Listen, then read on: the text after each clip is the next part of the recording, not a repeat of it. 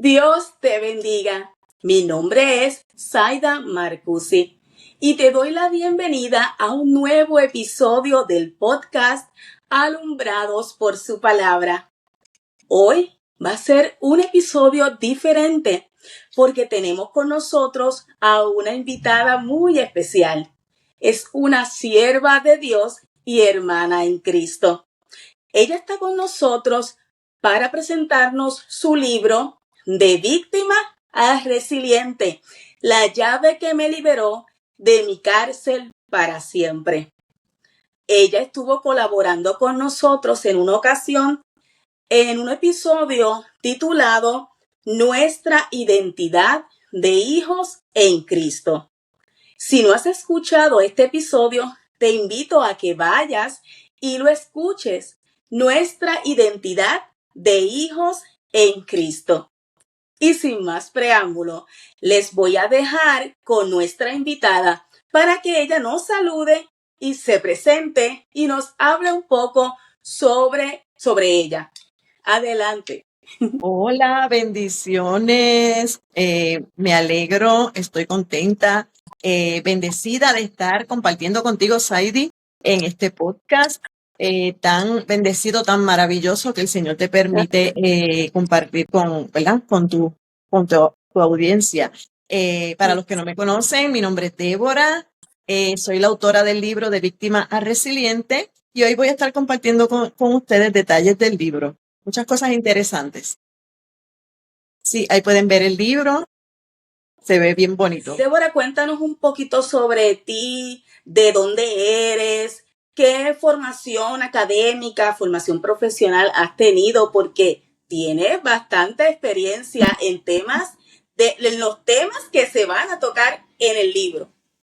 Pues sí, Saidi, mira, yo soy trabajadora social, estudié trabajo social a pesar de que no estoy ejerciendo la profesión, ¿verdad? Como tal, pero mi profesión, mi formación académica fue en trabajo social. También soy capellana y pues sirvo en la Iglesia Cristiana El Alfarero y pues Dios me ha dado la oportunidad de adiestrarme no solamente en el área profesional, sino con experiencias que me han dado cierto conocimiento en el área de la salud mental. También Muy bien. vivo en el pueblo de Yauco con mi esposo Manuel Montalvo.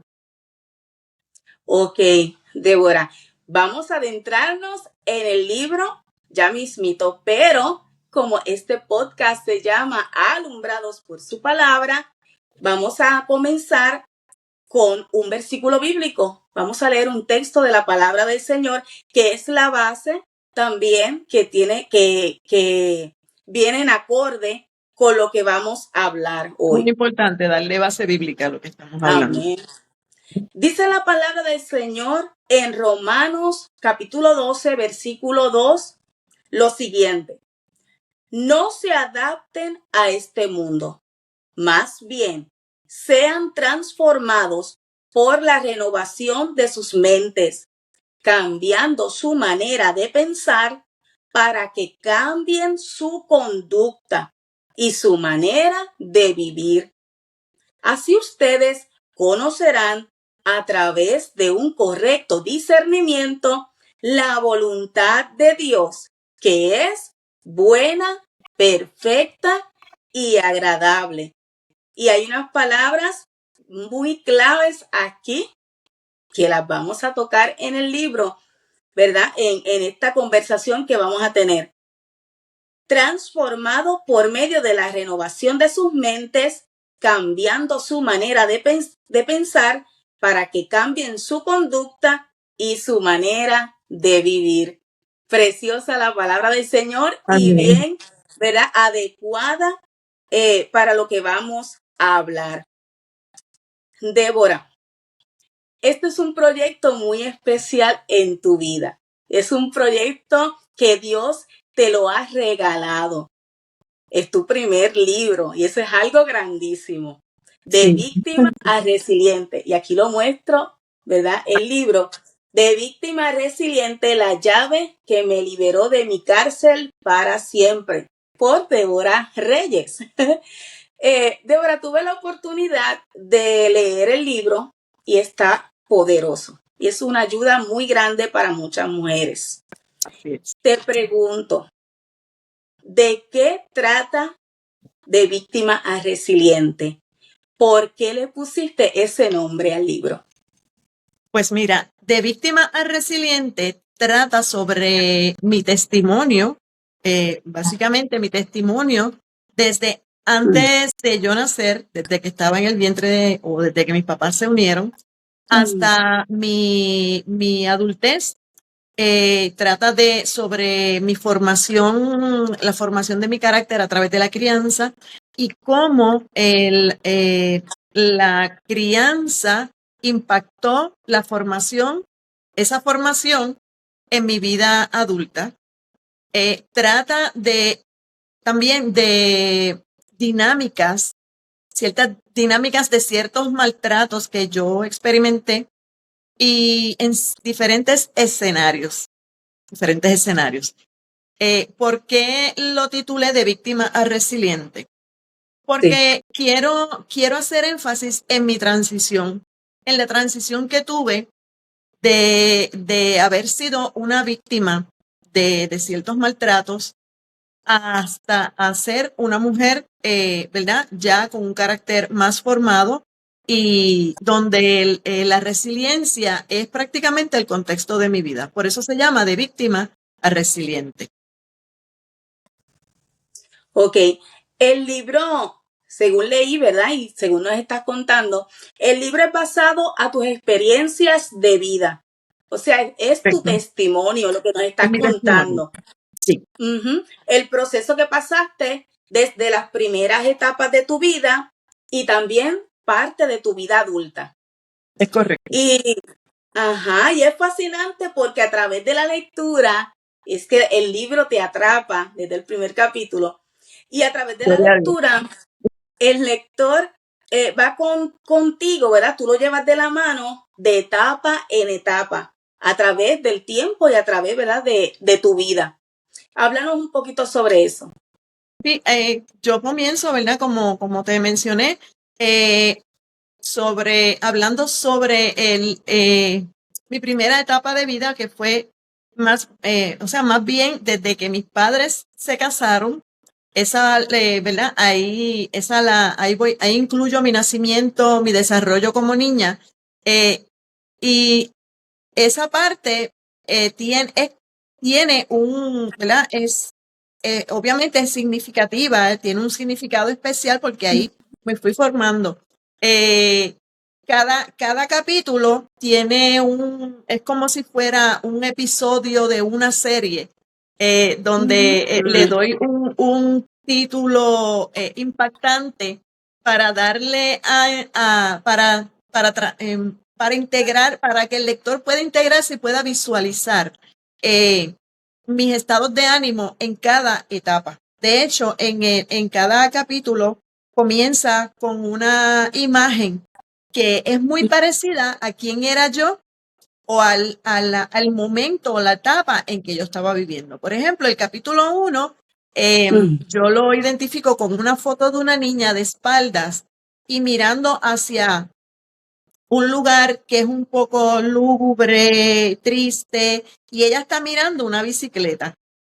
Entonces es como yo desde acá poder visualizar cosas que yo deseaba tener o que yo deseaba experimentar, pero por la falta de recursos o por la carencia de ciertos escenarios que yo deseaba, no las podía experimentar.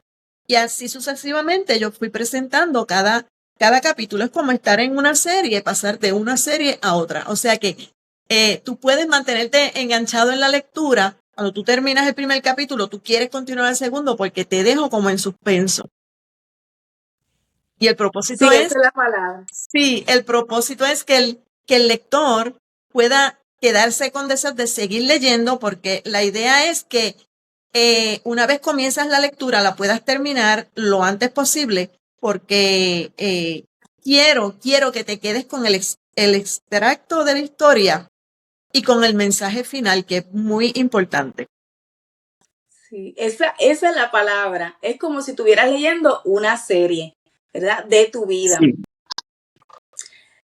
Basado en tus experiencias y las vivencias que plasmas en el libro, hay dos puntos que considero muy importantes y que son claves en tu libro, basado, ¿verdad?, en la lectura que tuve. Son dos puntos. El primero es la salud mental en el pueblo de Dios y en los hogares cristianos. Es importante. Y el Muy segundo importante. punto es la violencia doméstica, no tan solo a nivel, ¿verdad?, en general, sino también la violencia doméstica en los matrimonios cristianos. Vamos a hablar, Débora, de estos dos puntos y vamos a ir paso a paso, ¿verdad?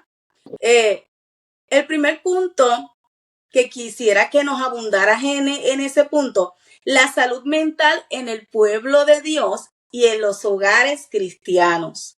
¿Qué nos puedes decir sobre ese punto a base de lo que plasmas en el libro? Pues mira, Zaida, traigo el punto de la salud mental en el pueblo de Dios porque ciertamente es un tema que todavía está comenzando en algunas iglesias a hablarse. De hecho, hay algunas iglesias que tienen programas de salud mental para ayudar a la iglesia, pero son muy pocas.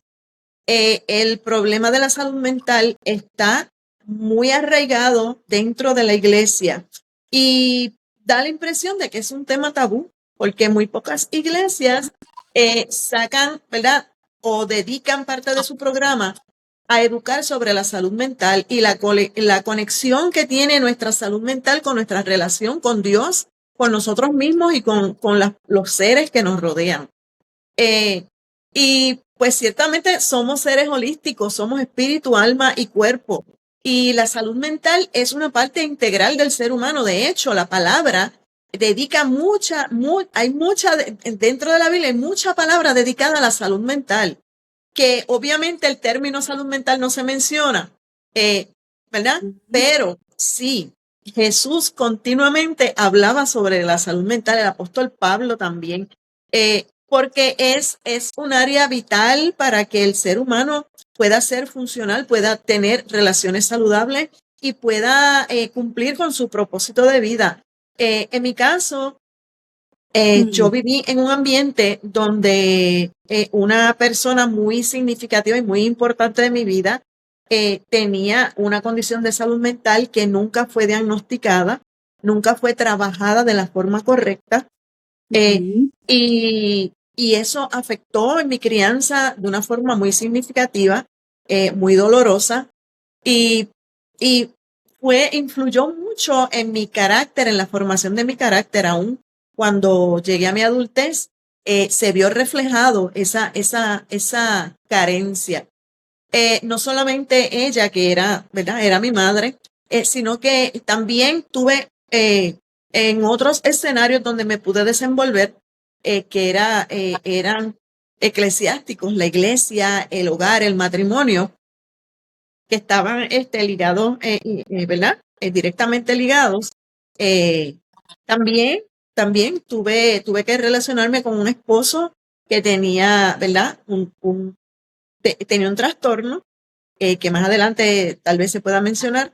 Y también tuve la experiencia con un líder espiritual que también a la larga y a través de, ¿verdad?, del estudio y de la búsqueda pude identificar que también tenía un trastorno que básicamente nadie de la iglesia pudo identificar y que afectó mucho a la iglesia, donde, ¿verdad?, a la iglesia que él dirigía y a la cual yo pertenecía. Débora, entonces, según lo que nos estás hablando, entonces nos puedes decir que en los hogares cristianos puede haber problemas de salud mental dentro de los hogares cristianos. Definitivamente. Como, ¿verdad?, los cristianos estamos tan expuestos a las enfermedades de salud mental como cualquier ser humano, porque antes de ser cristianos somos humanos y todos estamos expuestos.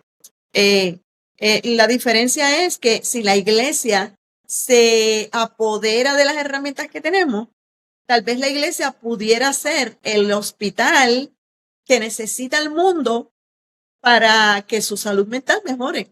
Podríamos plantearlo de esa manera. Sí, ciertamente, en la iglesia sí. Existe la problemática y es un reto que tenemos como cristianos. Así es. El segundo punto que vamos a tocar, ¿verdad? A base de tu libro, es la violencia doméstica y también la violencia doméstica en el matrimonio cristiano. ¿Qué nos puedes decir sobre ese punto, verdad? Que también lo podemos encontrar en tu libro. Sí, ambos temas y ambos aspectos están íntimamente ligados, porque la violencia doméstica generalmente puede venir o viene de personas que tal vez tengan algún trastorno o hayan tenido, ¿verdad? Una crianza no muy saludable. De hecho, de todos los trastornos y todas las enfermedades de salud mental vienen de una crianza que no fue saludable. Y si el matrimonio, la violencia doméstica en el matrimonio cristiano está muy proliferada y es un tema que se habla muy poco dentro de las iglesias. Incluso yo voy más allá. Puede estar tan arraigada que incluso hasta líderes espirituales, pastores y altos líderes dentro de la iglesia han sido perpetradores de maltrato, o sea, de violencia doméstica contra sus parejas. Y es una problemática muy seria, es muy triste y la iglesia necesita apoderarse del conocimiento de la palabra apropiado y de las herramientas que la palabra nos da para poder trabajar con esta crisis que hay dentro de la iglesia, y no solamente de las herramientas bíblicas, sino de la ayuda profesional, que también es muy necesaria. Así es. Dentro de estos dos puntos, la salud mental y la violencia doméstica, hay algo que me llamó mucho la atención, ¿verdad? Me impactó desde que la primera vez que lo leí, y es el primer capítulo, porque desde el primer capítulo tú enamoras al lector y se engancha en la lectura de una manera bien bonita, una bendición. Me llama la atención el primer capítulo, desde que abrí el libro, porque se titula La maldad encubierta en el escenario eclesiástico. Porque le pusiste ese título porque, como nos estás hablando, viviste, ¿verdad?, con una persona que parecía ser cristiano, pero no lo era. Era una persona narcisista, maltratante, manipuladora. Y yo quiero que nos hables un poco sobre esa experiencia que tuviste, solo un poquito para que la gente saboree algo, ¿verdad? De esa experiencia que tuviste con un hombre, ¿verdad? Con un esposo narcisista, maltratante, y háblanos también un poco sobre el comportamiento narcisista. Bueno, ya estamos profundizando un poquito en el tema principal del libro, que es el comportamiento narcisista, ¿verdad? En diferentes escenarios. Ok, dentro del ámbito eclesiástico. Bueno, como mencioné, según existen pastores o líderes espirituales que incurren en esta falta de la violencia doméstica, esto está ligado al narcisismo. No todas las personas que son maltratantes son narcisistas, pero si vamos al modelo bíblico, en 2 de Timoteo 3, Pablo le hablaba a Timoteo sobre el carácter de las personas en los últimos tiempos. Y allí él describe en detalle cada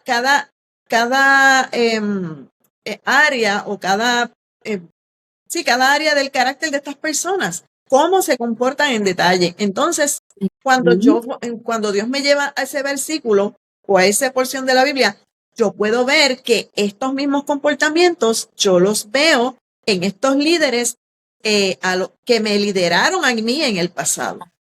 Entonces, yo pues puedo llegar a la conclusión de que esta es una problemática que está arraigada dentro de la iglesia y está ligada a mi persona porque no solamente el pastor exhibía esa conducta, sino que la persona con la que yo estaba casada, ellos eran muy afines. Ellos siempre andaban juntos, ellos se entendían muy bien. Entonces,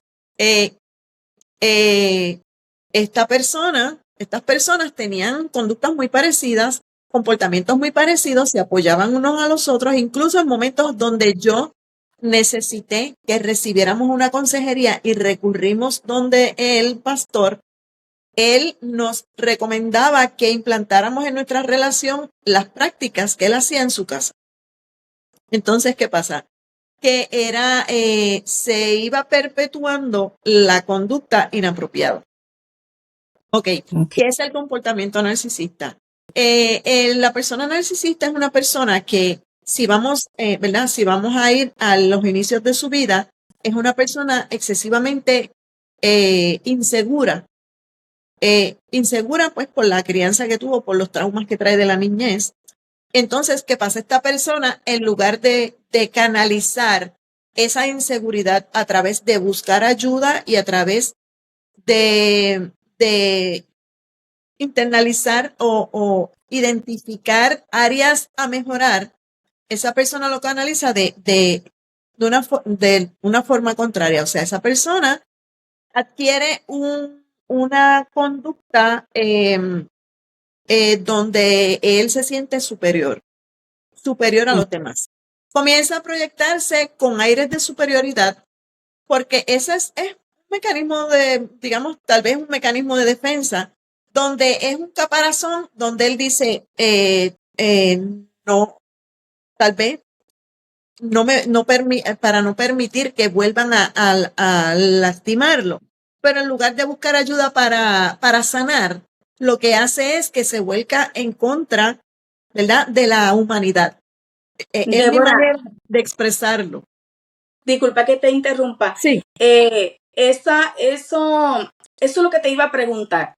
Estas personas tuvieron experiencias traumáticas en su niñez, donde sus padres o la persona que los estaba criando, o quizás algún compañero de la escuela tuvo algún poder inadecuado sobre él, que se sintió bajo, ¿verdad?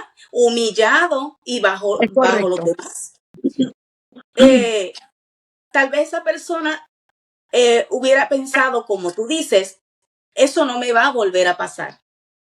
Y entonces cuando se levantan para empoderarse, en vez de empoderarse de una manera positiva, se empoderan de una manera negativa. Y entonces ya no son las víctimas, entonces se convierten en los victimarios. ¿Estoy en lo correcto? Eso es correcto.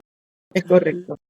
Entonces, comienzan su comportamiento son manipuladores, extremadamente manipuladores, mentirosos compulsivos. Usan mucho el gaslighting, que es una forma de confundir a la víctima para que la víctima piense que ella es la victimaria y que la víctima sienta que está perdiendo su sano juicio. Utilizan mucho, ellos crean unos escenarios imaginarios, tienen una mente muy creativa. Ellos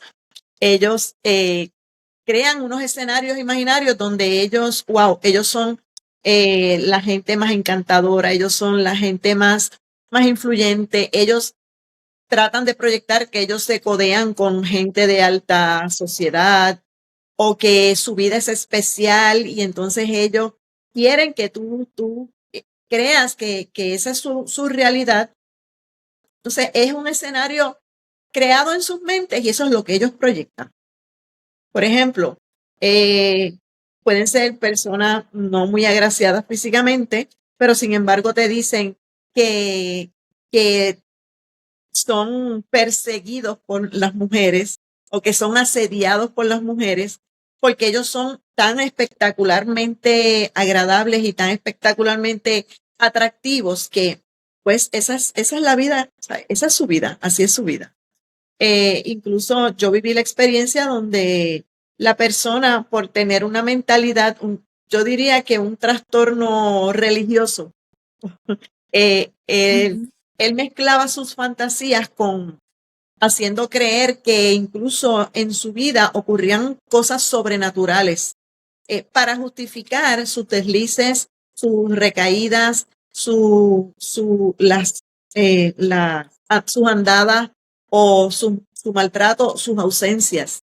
Como O una sea, excusa, como excusas. siempre, sí. Y era algo que cuando nosotros podemos ver, ahora que yo puedo ver desde afuera, desde ya la sanidad, un estado de sanidad, ¿verdad? Donde ya yo fui restaurada en esa área y yo pude sanar. Ahora yo puedo ver que eran tretas, eran escenarios que él se inventaba en su mente.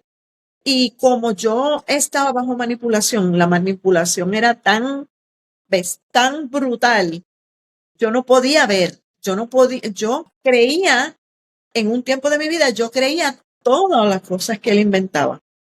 Hasta que poco a poco fui despertando y me fui dando cuenta de que había mucha mentira.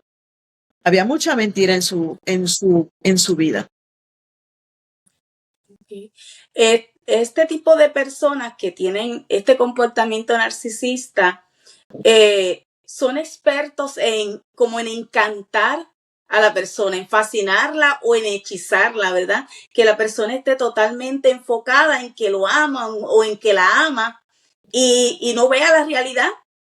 Hay un dicho que dice, ¿verdad? En nuestro país, en Puerto Rico, que las dos somos de Puerto Rico, Sí. este dicho dice que el amor es ciego. Y en este escenario, cuando una persona vive con un narcisista, le cae como anillo al dedo, ¿verdad? Bueno, yo diría que en este caso, la ceguera, la ceguera se multiplica.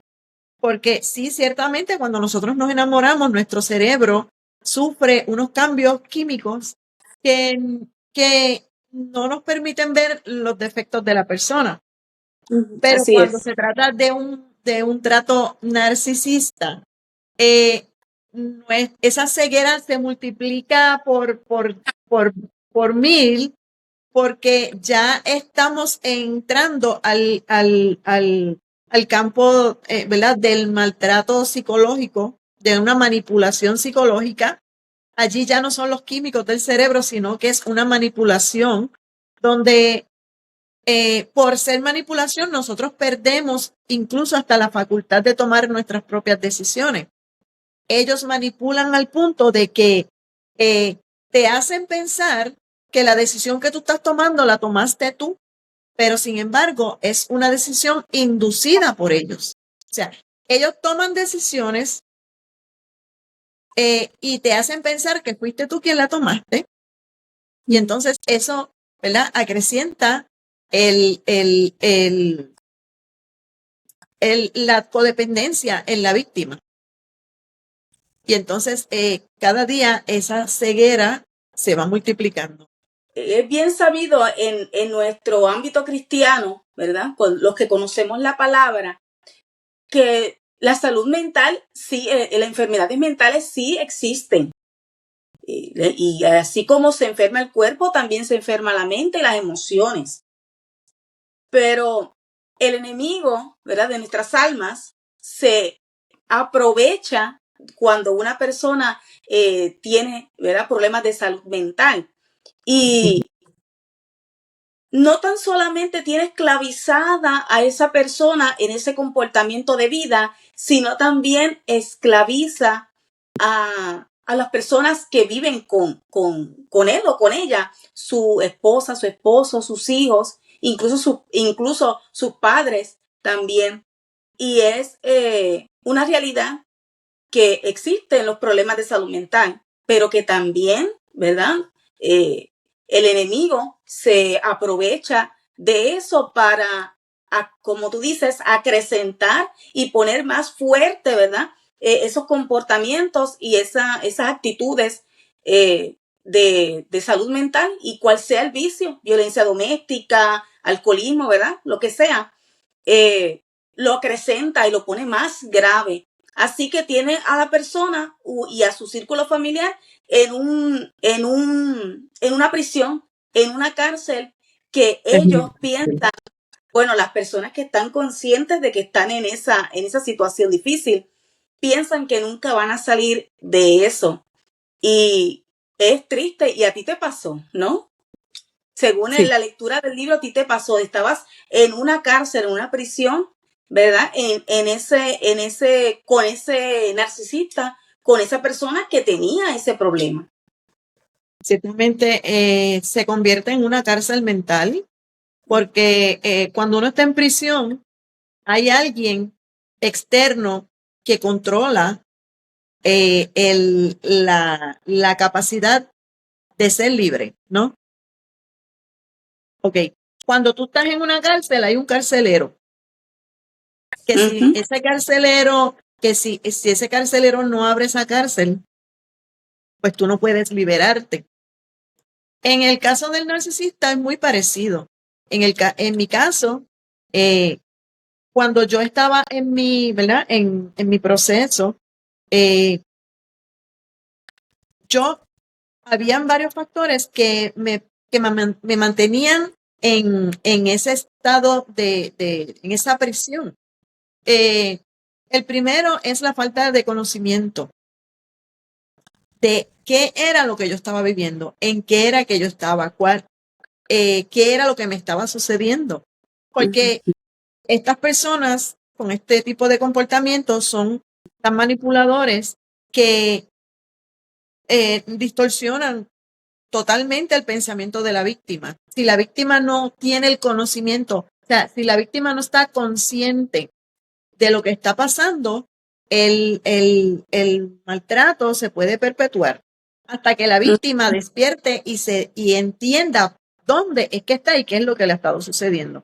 Ese es el primer factor que me mantenía a mí encarcelada. El segundo factor era que en lugar de yo recurrir a la presencia de Dios para pedirle que me sacara, que me ayudara, que me ayudara a ser libre, yo no utilizaba las armas espirituales necesarias para poder liberarme.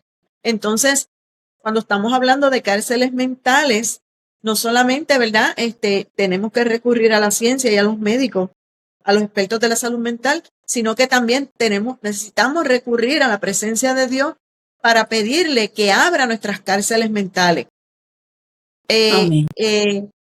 Y por eso es que mi libro, el subtítulo se llama La llave que me liberó de mi cárcel para siempre, porque fue una llave espiritual que implicaba el aspecto espiritual, pero también implicaba un ejercicio consciente de mi parte para yo hacer que esa cárcel se abriera y ser libre de una vez y por todas.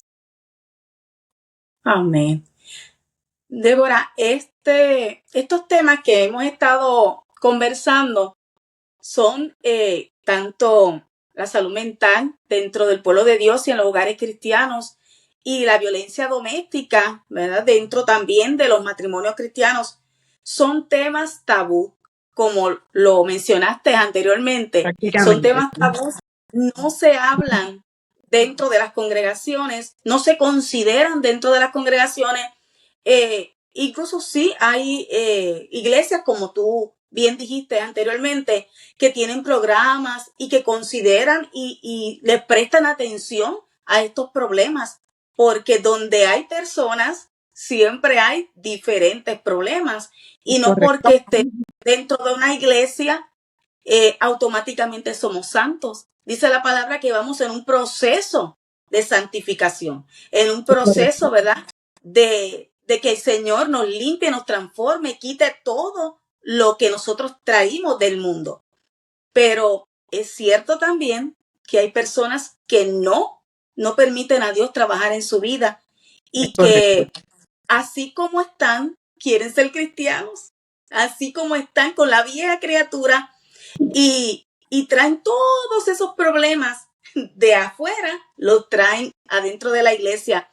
Y felicitamos a las iglesias que le prestan atención a este tipo de problemas, incluso pastores que refieren a los, ¿verdad? Los hermanos, a los matrimonios, a diferentes profesionales que recomendamos que sean profesionales cristianos, ¿verdad? Que trabajen tanto con lo espiritual como con lo emocional y mental. Y también felicitamos a esos pastores, a iglesias que tienen programas dentro, ¿verdad? Del templo para atender y ayudar a la gente. Pero también les exhortamos y llamamos la atención de estas iglesias, a estas iglesias que no le prestan la importancia, no le dan la importancia a los problemas serios que pueden haber dentro de la congregación, ya sea una congregación pequeña como una congregación grande. Y mientras más grande, más problemas hay y más situaciones hay.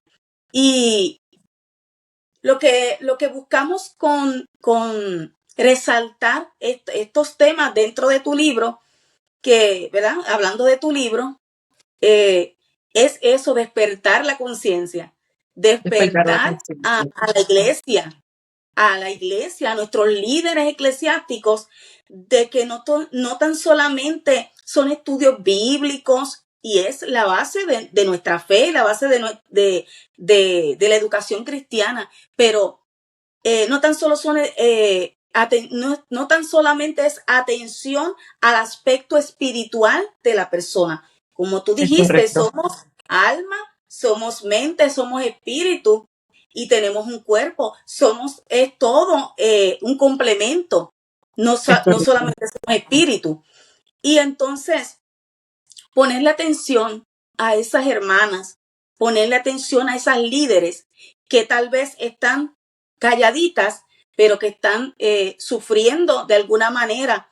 Y siempre hay indicios, siempre tú puedes ver algo, ¿verdad? Extraño o algún comportamiento de un hermano o una hermana que tú puedas decir.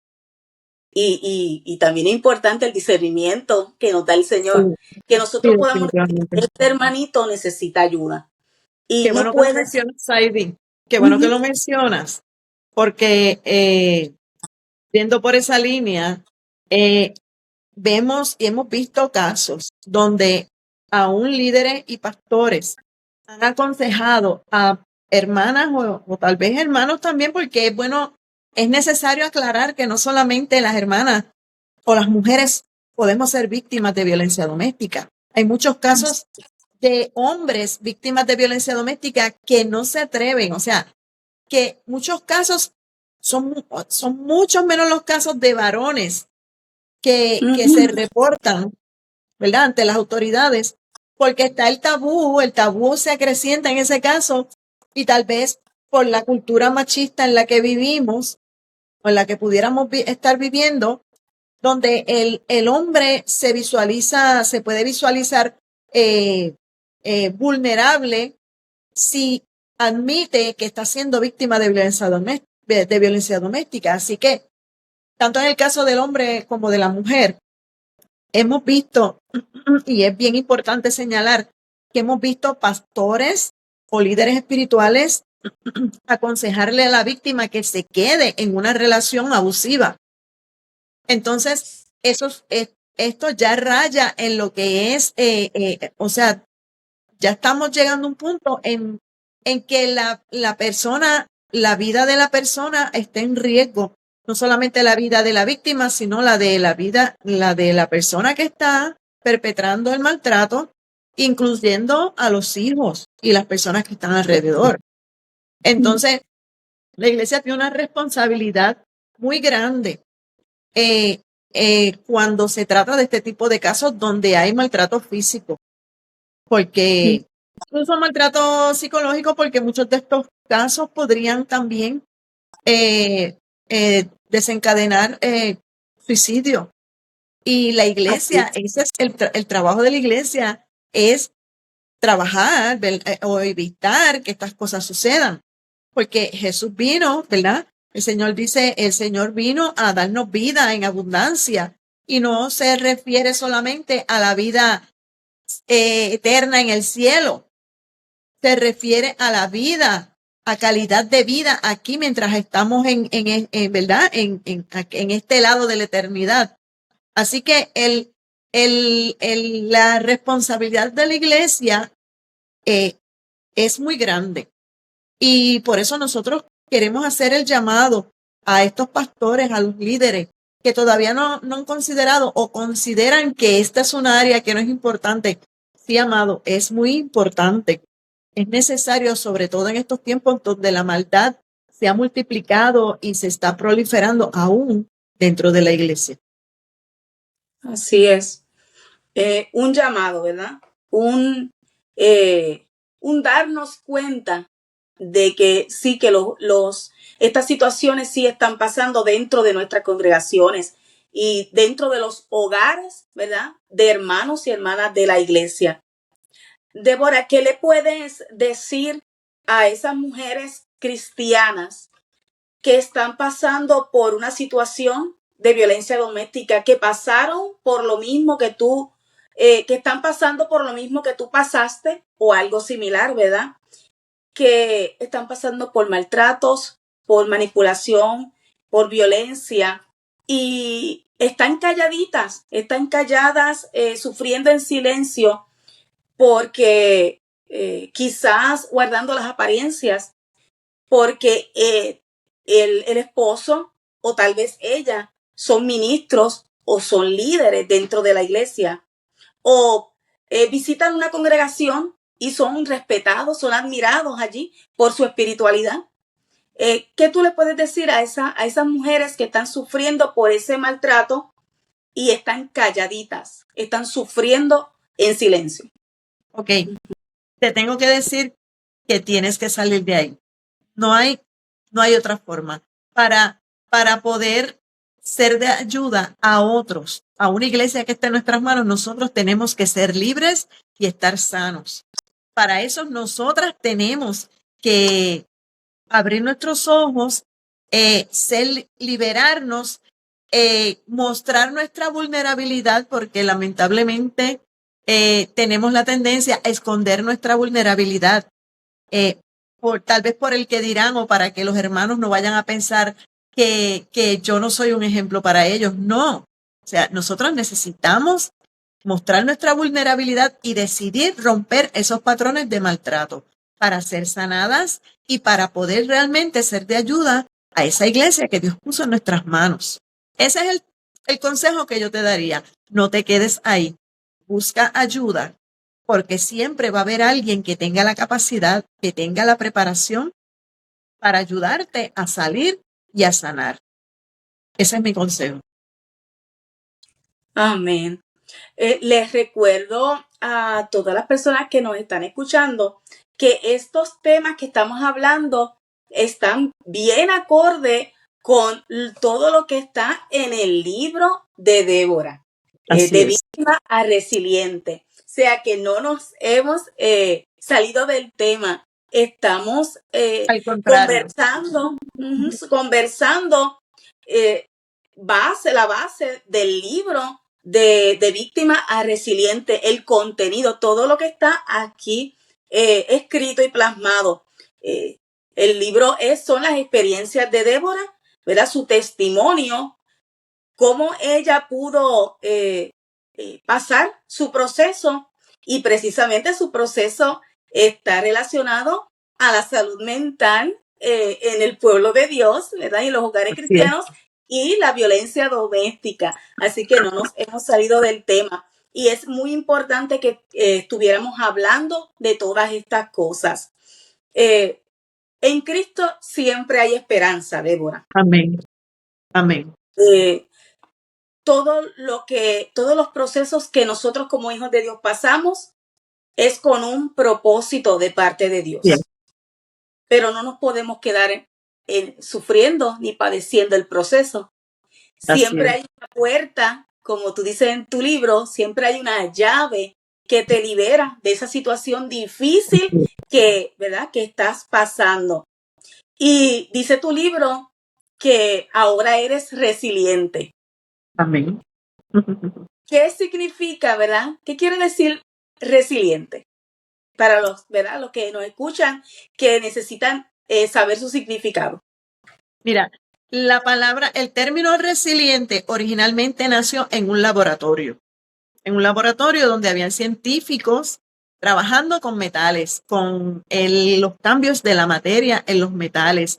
Ellos descubrieron que los metales podían cambiar su estado a través de ser expuestos a altas temperaturas, a través de ser expuestos al fuego. Y por ejemplo, la palabra nos habla sobre el oro. El oro es procesado a través del fuego. Entonces, la palabra, de ahí surgió el término resiliencia y entonces los profesionales de la salud mental, la psicología comenzó a utilizarlo para referirse a personas que se enfrentan a la adversidad y no solamente no se quedan estancados o no se permiten dejarse destruir por las circunstancias, sino que se sobreponen a las circunstancias, a la adversidad y extraen de esas experiencias de dolor lo bueno, lo mejor y permiten que esas experiencias sean un instrumento de transformación de su carácter.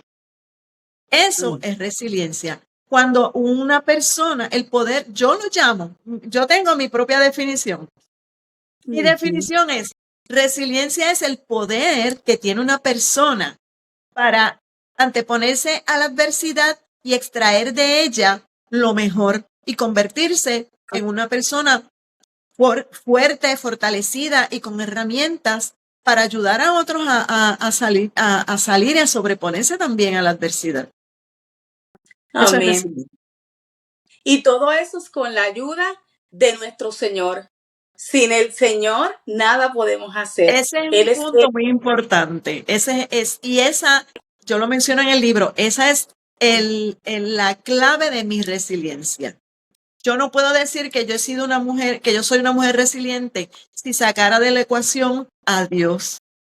Porque mi fortaleza en medio de mis procesos ha sido Él. Él ha sido el que me ha preservado mi vida dentro de mis procesos. Mi vida que ciertamente estuvo en peligro varias veces. Fue Él el que preservó mi vida y el que me dio la fuerza para yo mantener el enfoque en salir de allí. Amén. Quiero leer otro texto de la palabra del Señor que dice en el Salmo 40, 1 al 3. Y quiero que escuchemos bien esta palabra, y muchos se la saben, pero queremos que la internalicen. La escuchemos y la internalicemos. Dice la palabra, pacientemente esperé a Jehová, y se inclinó a mí, y oyó mi clamor, y me hizo sacar del pozo de la desesperación, del lodo cenagoso. Puso mis pies sobre peña y enderezó mis pasos. Puso luego en mi boca cántico nuevo, alabanza a nuestro Dios. Verán esto muchos y temerán y confiarán en Jehová. Ese ha sido el proceso de Débora y ese ha sido el trato que el Señor ha tenido, ¿verdad, Débora, contigo? Te ha sacado del pozo de la desesperación, escuchó tu clamor y te sacó del pozo de la desesperación, del lodo cenagoso. Ahora estás sobre peña con tus pies derechos y estás proclamando lo que Dios ha hecho contigo. Verán esto muchos y temerán y confiarán en Jehová. Esa es mi esperanza. De víctima resiliente es ese cántico nuevo y Amén. esa proclamación de lo que Dios ha Proclamación. hecho contigo. Y que Amén. no tan solamente, ¿verdad? Lo ha hecho contigo. También lo puede hacer con cada uno de los que nos están escuchando. De la oscuridad, del pozo, de la esclavitud, de la prisión, se puede salir con la Amén. ayuda del Señor. Nos queda invitar a cada uno de ustedes, los que nos están escuchando, a adquirir el libro De Víctima a Resiliente. Débora, te pregunto, ¿dónde podemos conseguir tu libro? Sí, mira, puedes conseguir De Víctima Resiliente en Amazon.com. Está en Estados Unidos, en Centroamérica, incluso en países de Europa, incluyendo España, etcétera. Son muy pocos los países donde no lo pueden localizar a través de Amazon. También lo pueden conseguir a través de, ¿verdad?, de mi persona. Si usted desea que el libro le llegue autografiado por esta servidora, pues se pueden comunicar conmigo a través de Facebook como Débora Reyes Autora, también a través de Instagram, a través de mi cuenta de Reyes Autora.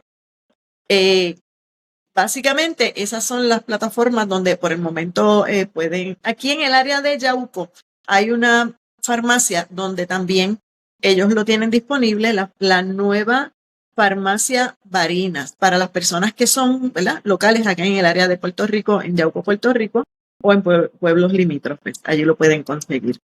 Ok, así que está bastante accesible al público. Lo recomiendo al 100%, que lo pueden adquirir y será de bendición para cada uno ¿verdad?, de los que puedan adquirir el libro, será de bendición.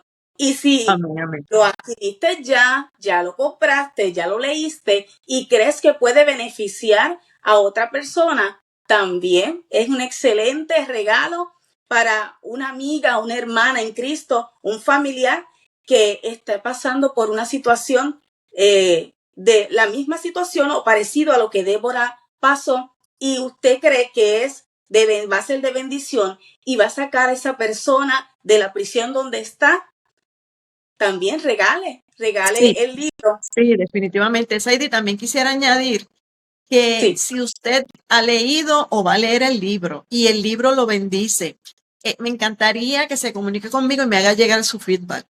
Esto me ayuda a mí a seguir extendiendo el testimonio a las personas, ¿verdad? Porque este evangelio será predicado a través de testimonios, es una de las formas más efectivas en las que nosotros podemos llegar a ellos. Así que si usted ha sido bendecido, comuníquese conmigo, hágame llegar un correo electrónico o hágame llegar un WhatsApp, que allí al 787-247-7213 se puede comunicar conmigo a través de WhatsApp y hacerme llegar su feedback.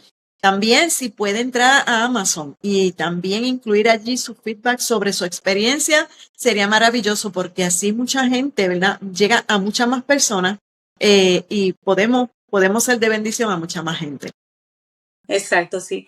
Se puede expandir el mensaje. ¿Puedes repetir, Débora, dónde estás en Facebook, en Instagram y también tu correo electrónico?